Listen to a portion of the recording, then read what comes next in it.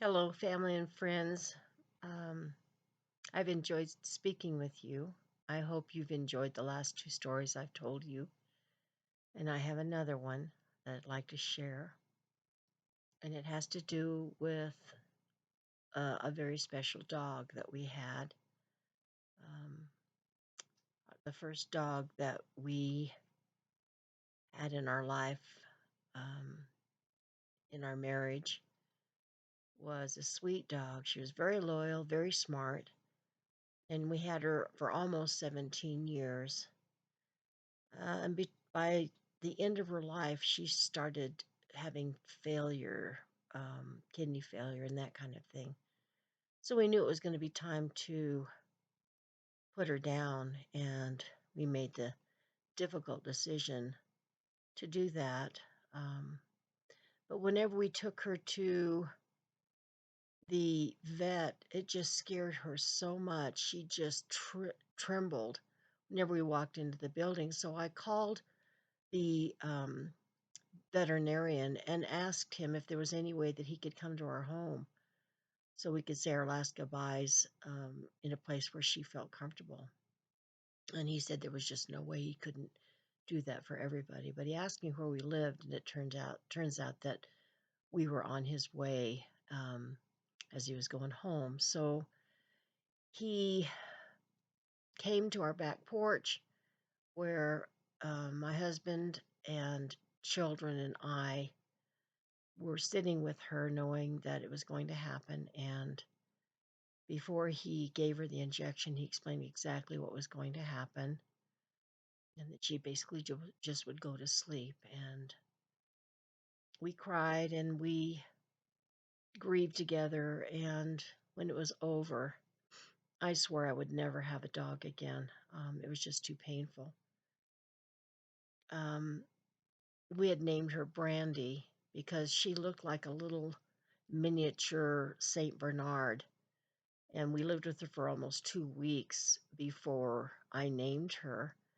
And once I recognized her markings and how what drew me to her in the first place when we chose her out of a litter of either 9 or 13 puppies, I can't remember exactly, that the keg that the St. Bernards are, are wearing around their neck is a keg of brandy. So when they rescue a skier or somebody that's lost, they use the brandy to revive or whatever. I'm not quite sure why they do that, but anyway, I named her Brandy, and everybody, everybody loved her, and we were privileged by having the neighbors come to a little memorial service that we had for her. We buried her beneath her favorite tree where she could graze on blackberries. She was just like a bear. She would reach up underneath those blackberry bushes and eat all the berries till her heart was content. And so, anyway, after we lost her, I was just adamant. I just can't do this ever again. So, my husband was raised with dogs when he was a child, and I really didn't have a dog growing up. So, he was pretty adamant that he wanted to replace her. And he kept taking me to homes and showing me puppies, but boy, I showed some resolve, and I would just turn around, go back to the car, and say, "Nope, I'm not doing it." Well, one day we were shopping at a thrift store, and I can spend a lot of time at thrift stores because I like a bargain.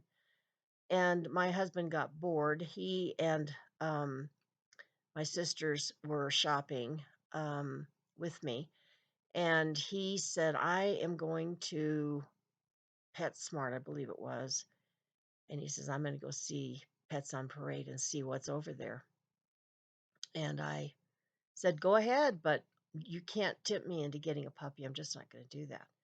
So basically, he went over, he came back, he said, "Oh, Trish, you have to see this puppy. She's just so cute, and I think you're going to fall in love with her." Nope, I'm not going. Well, my sister said, "Well, I want to see the puppy." So she went over with him and she came back and said the same thing. "You have to see this dog. She's adorable. I think you'll fall in love with her." So after they harangued me for at least 15 minutes, I decided, okay, I'll go next door and I'll see the puppy and maybe that'll satisfy them and I won't have to deal with their haranguement anymore. So I walk in and these puppies are in a playpen. There are three of them. All three look very different. One had piercing blue eyes. He was gray and white, and another one was totally different colors. And the one that my husband was interested was a tricolor. And I got to talking to the woman that owned the puppies. I said, "Well, what breed are they?" And she said, "Well, they're a border collie Australian Shepherd mix." And our other Brandy was an Australian Shepherd English Spaniel mix. So different. But they were right. She was just adorable. Um, but I just thought there's no way. There's no way in the world that I am going to walk out of this place with this puppy. So I sat down and I'm holding the puppy in my lap, and I overheard her talking to another customer who came up and